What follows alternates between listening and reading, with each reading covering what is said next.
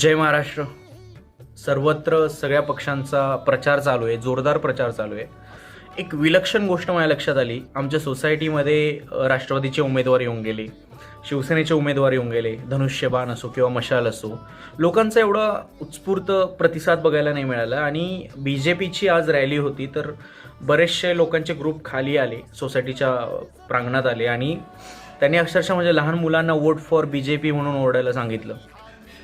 तर मला असं वाटतं ना, आपल्या मराठी माणसाच्या अंगात एक गोम आहे. ती गोम जोपर्यंत येऊन चावत नाही ना, तोपर्यंत त्यांना शिवसेना आणि मनसे आठवत नाही. त्यापैकी ओळखीच्या लोकांना मी विचारलं की असं का, म्हणजे बाकी पक्षांना तुम्ही एवढा उत्स्फूर्त प्रतिसाद, कधी कधी दारही उघडत नाही आणि बीजेपीसाठी असं सगळं.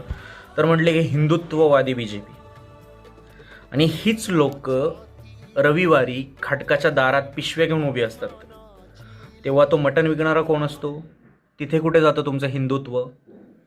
2019 पासून प्रचंड प्रमाणात वाढ झालेलं एक सेक्टर, ते म्हणजे एक्सपोर्ट बीफ, ज्यात जास्तीत जास्त कंपन्या गुजरात्यांच्या आहेत, belongs to B J P.